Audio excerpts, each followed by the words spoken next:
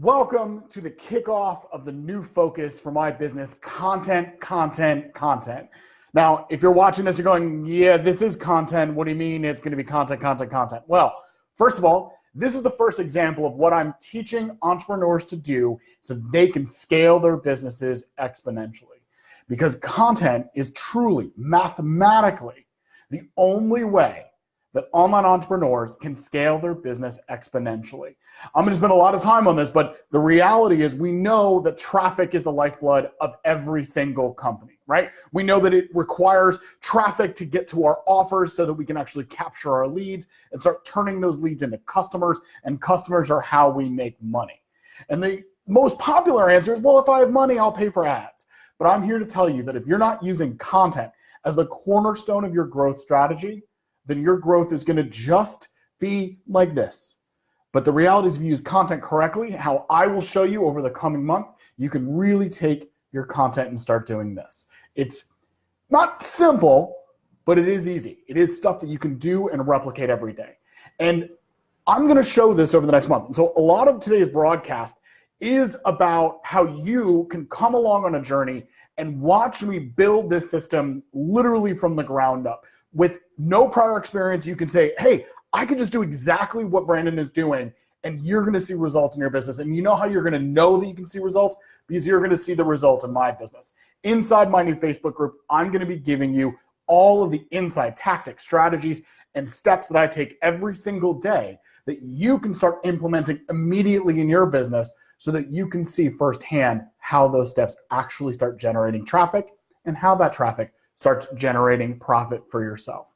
Now, to do that, I'm going to kick off with what is pretty standard in this business, which is talking about an origin story. How did I come to this system? How did I come to understand that content was so important for the future of my business and my client's business and for entrepreneurs like yourself? Well, so here's the thing. The first thing I want you to understand is that my background, I've been in content one way or another for over 20 years. Literally, my first job was working at a university, helping them build out a camp that trained people about Model United Nations and international diplomacy.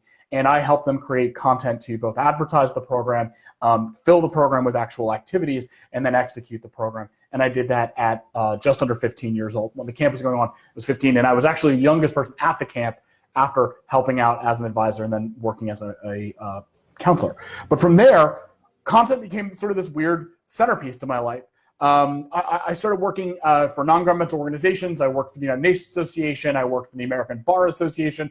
By the time I was 19, I started taking my act on the road globally. I worked across the world. I've worked in the United States. I've worked in Eastern Europe. I've worked in Central Asia. I've worked in East Asia, primarily in China. I've lived and worked in Australia. I've worked with everything from Fortune 100 companies down to tiny startup micro enterprises. And a lot of what I did was either business or content. And often it was content and communications related to business.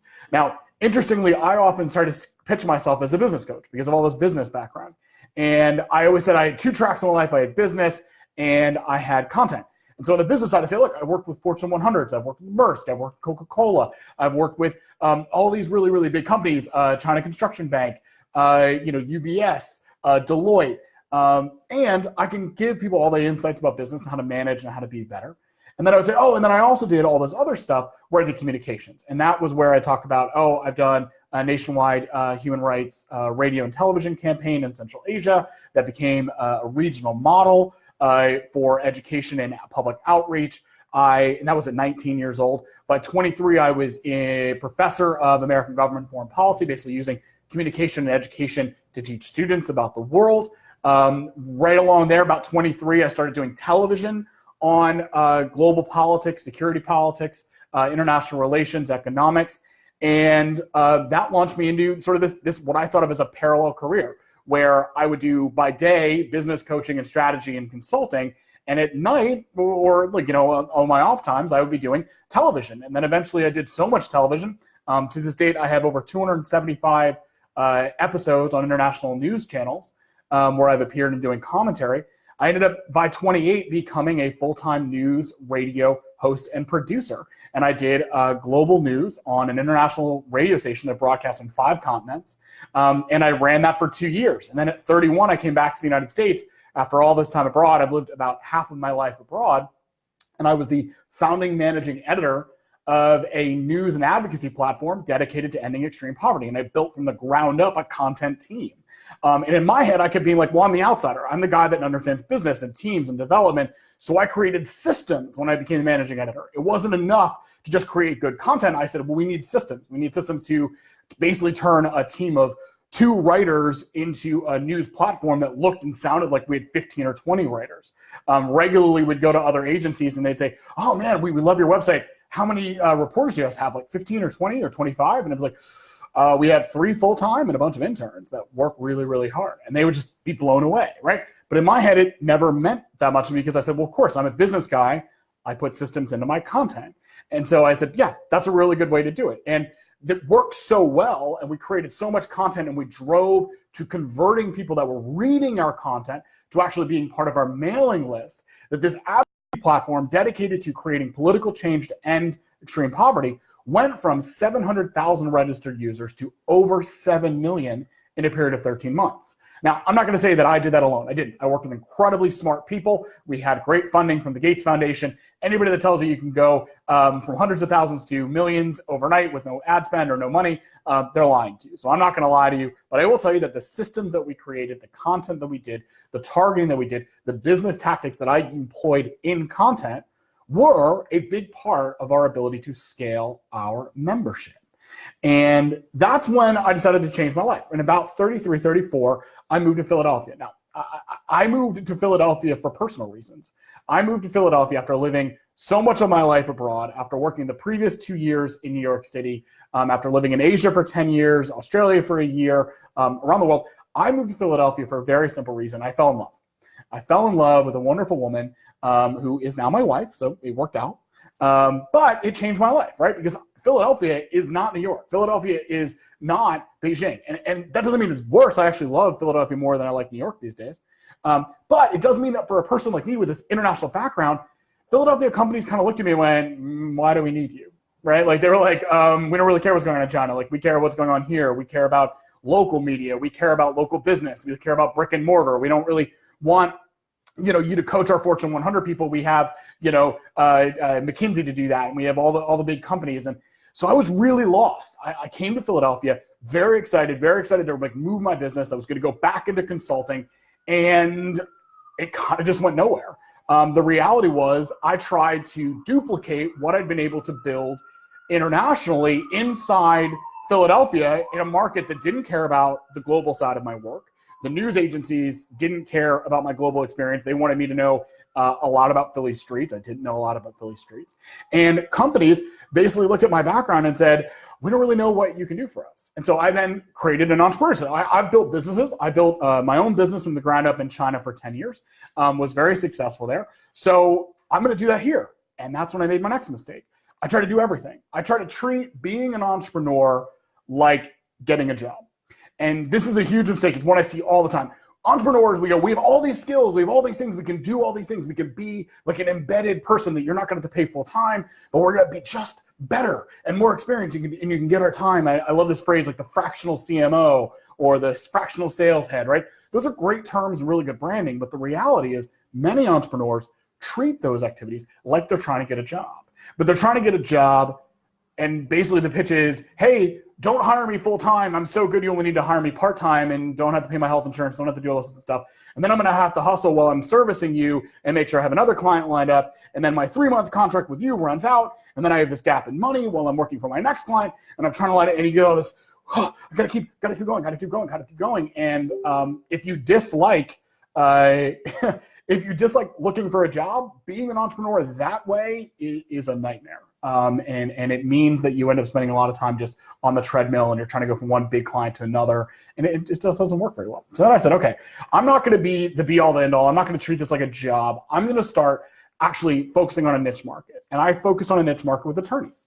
And it worked for a while. My wife is a local attorney. She gave me a lot of good referrals. People saw what I could do with her business. And people were like, wow, you do marketing for attorneys. And I said, yeah. And I like to do the business side of it. And I like to do this. And I like to do that. Yeah. Oh, yeah. Okay. And I learned another really hard lesson. One, that attorneys just weren't my tribe. They weren't the people that I wanted to spend all of my time with. That doesn't mean I don't love them. My parents are attorneys. My wife's an attorney. I spend more time with attorneys than probably anybody else. I worked for the American Bar Association. But the reality was it just wasn't my tribe. And what made it not my tribe was a mistake that I made and my clients made.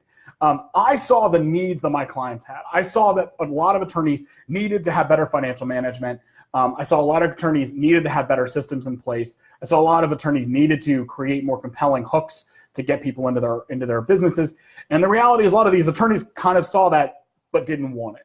They didn't want to do all of that. And often it was because they're like, look, I'm too busy making enough money to survive to step back and have you come in and tell me I need to do all these other things to make a lot more money. And it wasn't just social proof that they needed, but it was literally like, look, I got to focus on getting my clients and following this path that I felt for success for years. You're going to come in and tell me to do a whole bunch of different stuff. You're basically going to treat me like I run a business. I'm not ready for that. And so I don't really know if I want your advice. And this is one of the key elements, another like entrepreneurial lesson. You can't treat your entrepreneurial business like getting a job. You got to treat it like a business. You also can't sell to people who don't want what you're selling. Conversion to customers is frankly more about finding someone that needs and wants your solution than it is necessarily about finding people that actually need or have the problem you're trying to solve. That's sort of advanced entrepreneurship. And I learned it the hard way. I learned it luckily while getting clients and delivering good value for them, but I realized that it wasn't scalable for me because there just wasn't enough in the tribe that I had found within attorneys to find that want. And again, what I really also did, and I try to do with other attorneys like that, and I try to do with other areas, I also realized that my model was off again. I was still playing in a world where I built this big team in China, that I had staffs that worked for me. I could do agency level work, and I just didn't want to do that. It just wasn't exciting. It creates overhead. It creates stress.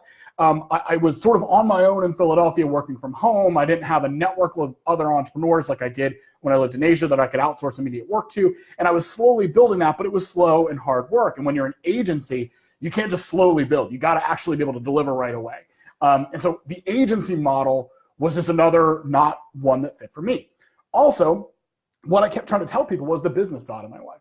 And a lot of my friends and colleagues and people I'm in accountability groups with, they'd come to me and they'd talk to me about content and they'd love my advice. They'd be like, oh, that's so great. I could do this video, or I could scale this video, or I could turn this video into 20 different pieces after I did the video and all this different stuff. And they would get really excited. And they kept coming back to me saying like, Brendan, I love it when you talk about content. And I say, well, content, I mean, that's my other job. That's my day job. Yeah, I still do the TV stuff, but that's my other job. I'm a business consultant. It was this weird mantra where I kept sort of shunting literally more than 15 years of high-level corporate and entrepreneurial level content creation and coaching and communications coaching off into this bucket that didn't feel like that was what I should be focusing on. And so then I did find my tribe, and that was a big step for me. I started getting involved in online groups with entrepreneurs.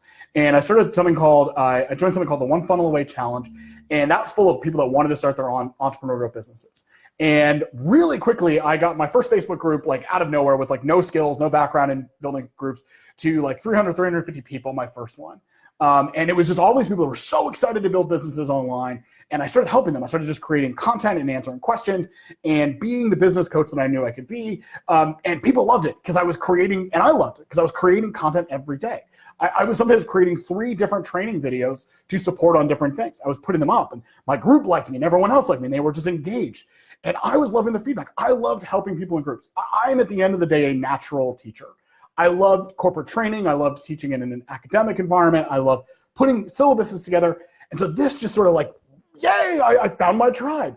And then I went back to old models. And I said, oh, I found my tribe. I'm a business coach. I'm going to go into the one-on-one model, which is anybody that's in the one-on-one model coaching can tell you it's a grind. It's similar to that entrepreneurial grind where if you're treating it like finding a job, finding one-on-one coaching clients, if you don't have the right system in place, can feel like that. You're constantly like looking for a job, but instead of hiring by Fortune 100 companies that have all this excess money and a lot easier to get hired as a consultant for them, you're going to entrepreneurs that are counting pennies, right? And you're like, no, I'm your one-stop shop for everything. And so I started trying to do everything. I started trying to do tech support and funnel support and website support.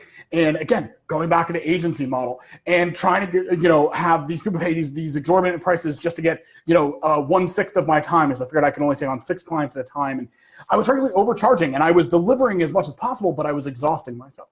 And I was also realizing at the end of the day, I still wasn't solving their core problem. Their core problem, what they wanted, not what they needed, what they wanted was traffic. They wanted prominence. They wanted their own tribe of people equally engaged. And I was struggling with that and working as hard as I could and really pulling back from the online place. So I ended up abandoning my groups that were one funnel away support groups. I stopped creating content of my own. I started helping clients create content, and I pulled myself back from the world, and it became this self-fulfilling prophecy about, hey, I don't want to be the one doing it. I want to help other people do it. Or I don't want to put my voice out there because that's going to distract from a world where I am helping people, right? Where I'm doing client work. And that created this downward spiral of, the harder I work for my clients, the less I was working on my own business. It's the classic entrepreneurial, are you working on your business? Or are you working in your business? And I was working in my business. And, for 3 or 4 months, it worked really well. I had good income, but my business was the on my business stuff was just falling down. And I kind of hit rock bottom when, I had a client have literally a health emergency and pull out. And that was a big piece of my monthly income. And I just wasn't happy anymore. I wasn't enjoying it. I missed the groups that I was working with, where I was publishing content, where I was engaging with them. And I started to look back at where success had brought me in the past. And that was content. That even when I was teaching people business skills, often I was good at it because I was a good trainer. Often I was good at it because I was helping them communicate better. Often I was good at it because I was simplifying complex ideas and problems into easily digestible chunks that people could take actionable steps from. That's business, but it's more importantly, it's content. It's how to actually train people. And the colleagues of mine that were friends, people that I didn't really consider clients, I consider them colleagues, that were doing really well, that I had helped, I asked them, I said, what's the thing I've really helped you with in the last year? And they said, well, content. I had a colleague that literally, who I adore, he's a great storytelling coach, and I think he's phenomenal. I think the way he works is incredible, but he has told me repeatedly, and I keep brushing it off, he keeps telling me, like, look, Brandon, I would not be doing the content that I'm doing. I would not be building the network that I was doing. I would not have taken my LinkedIn profile from a couple thousand contacts to over 10,000 contacts in a period of a couple months without you encouraging me, telling me to do content. And that's when I really started doing the math. I went back to all of my resources and all the stuff that I teach and all the stuff that I've done in the past, all the math that I do, because I like math, I like systems. And I broke it down and I said, look, content is the key. Creating content, being consistent is the key to exponential growth. There is math behind that, right? Because one piece of content lives forever. And if you use it correct, that one piece of content can actually be, while it is one input of creation, it can actually come out as 20, 30, 40, 50, even 100 different pieces that all act as collectors for your ideal clients. And if you're collecting your ideal clients and then you're showing them your offer on a consistent basis, that's how you monetize content. And I've known that. I've taught that. I've used it for other people, but I never used it for myself. And I just kept staying away from it. So that's going to change now. So I don't want to just say, hey, my content works and my system works because I know it. And I can show you all the math that I want, but that's not proof. That's not showing you what really is happening in the world. And it's not the type of engaging world building that I want to be doing with the people that are in my tribe, people that want to build their businesses through engaging and profitable and monetizable content. And so I'm going to put it all online. What I've done in the last 2 or 3 weeks is I've basically stripped everything down to the nuts and bolts. I had a problem transferring website from host to host, and literally overnight, my websites went from existing to not existing. So I'm going to use that as a starting point. I'm going to tell you guys that my social media channels are at their lowest they've ever been because I basically got rid of a couple of other branded and off-branded ones. I'm going to focus on just a core set of them. My websites don't exist. I have literally one funnel that's up and it's only sort of active and I don't really promote it. Why? All of that sounds bad, right? It is all bad. But what I'm going to do is I'm going to show you over the next coming 2 or 3 weeks how you can build from that to something that is effectively monetized and consistent. And I'm going to show it to you by doing content nearly every day. It's the holidays. It's not going to be every day. And, I believe that we should all take rest on weekends. Self-care is a real thing. And I still have some clients I got to go see. Like Wednesday, I'll be out of the office all day with clients. So I do have a little bit of income coming in, but I'm going to be transparent. And inside my Facebook group, I'm going to be sharing on a regular basis updates. I'm going to teach you guys the strategies. I'm going to show you, hey, why am I doing it this way? Why am I starting with this versus that? And along the way, you're going to see what works and what doesn't work. Along the way, you're going to start being able to ask me questions. Hey, can I do that right away? Along the way, I'm going to start sharing with you all of the resources that I'm building so that you can not only see and trust that these systems work, but you can very quickly start implementing them for yourself. So I'm inviting everyone that is watching this, anybody that they know, to join my group. It's going to be called the Offer Kings. All right, that's the brand new name for it. And I'm going to get into in a later piece of content why the Offer Kings is the name. I know people are like, but it's about content. It is about content. And I'll briefly say that Offer Kings are people that create profitable, scalable offers that they promote consistently. And content, becoming a lord of content, becoming a high-level content deliverer without having to change your life, without having to exhaust yourself, without having to blog 12 hours a day, really just creating like 1 or 2 pieces of major content a week, you can become an Offer King, because Offer Kings are the people that have offers that create take-home profit, stuff that they can actually fuel their business, change their lives with, right? On the road to being that category king, a lot of online entrepreneurs talk about category kings. I'm going to tell you, you don't need to be a category king to be incredibly wealthy, comfortable, and happy with your lifestyle. What you need to be is an Offer King. You need to be somebody that creates an offer that is inherently profitable and inherently scalable, and scale comes most effectively by generating content to create traffic. That's the key to it. So that's why we're going to start with content on the Offer Kings, because the path to being a true Offer King is content development, syndication, showing people how to do it, engaging with your tribes, finding your tribes, building and engaging with those. So along the way, I'm going to be using a few tools. I'll be sharing them in the group. I'm going to definitely be listening to other entrepreneurs. I will tell you that there is a great program out there called the One Group Away Challenge by Alex Elliott. She's going to be one of my major guides. I'm using her element to build my group because, look, I'm a content expert. I know how to create content. There are other people that are really good at certain things. Facebook group building, I'm going to be following her lead. I'm going to be bringing in some other experts along the way to start filling in the areas that I'm not as good at. I'm going to start moving myself back from some of the technical stuff, and I'm going to be using a guy named Carlos Acuna, and he's going to be telling you guys in the group about how to build the technical side of your business. He's going to guide me through it, and hopefully through guiding me through it, he's going to show you guys what you can be doing, and then he's going to give you the opportunity to work with him, which is phenomenal. He's a guy with a ton of sales experience. He's an incredible engineer, and he's really launching his own online business to really help people and build these kinds of websites and marketing and digital platforms. He's the tech guy, right? I'm going to stick to what I'm good at: content, talking, teaching, digesting, simplifying things for people. And that's going to be my major contribution and major lead, because that's how I believe you can scale your business. But along the way, we're going to need a whole bunch of other experts to teach us, show us, and demonstrate us the path forward at all of the little pieces. And hopefully I can help build your business as I build mine, because that's going to be the goal. Seeing all of our boats rise, right? Rising tide raises all boats. So if you're watching this, tag someone in this, show them this story. This is the beginning of a launch. It doesn't have to be big. I'm going to prove to you that you don't have to 1,000 followers before you start monetizing, right? A lot of people tell, oh, just create content. Someday the money will come. Oh, just create content. Over time, it'll. No, I'm going to show you that something with 35 views can get you your first sale. Something with 100 views can get you 2 or 3 sales. Those first couple of sales can get you another 100 views, and those further 100 views can get you another 3 or 4 sales. That you can start monetizing right from the start. So for me, the first offer that I'm going to make to you is join the Offer Kings Facebook group. I'm going to drop the link in right now for you. Join the Offer Kings, and you will have an opportunity to see this from the ground up. You will have an opportunity to get a whole bunch of free stuff. And I don't want you there because it's free. I want you there because you want to see how to do this, that you want to understand how to do it, and so you can start getting that. Now, later on, there's going to be offers of courses and things like that. And a lot of this context, a lot of these strategies are going to be condensed down into courses. But if you want to get in on the ground floor and start seeing and start doing alongside this, I can tell you your business will see financial results. So join the offerkings.com. I'm going to go live this afternoon there today to talk about some of the tactics I'm employing, some of the big picture strategies. So tag your friends, bring them, invite them. There's 3 questions. Really, the biggest filter that I'm asking is that I want people that are there who want to use content to build their businesses, because that's going to be the core of what I'm teaching and supporting and helping you launch. Just generate profitable, monetized content that will help you scale your business and become a true Offer King. Now, that's it for me today. I'll be back on in the next couple of days. Come into the group. I'll be there live this afternoon. And we're going to do this together, because to become an offer king, you have to start offering. And what's the best way to offer? To create compelling monetized content. And that's what we're going to do together.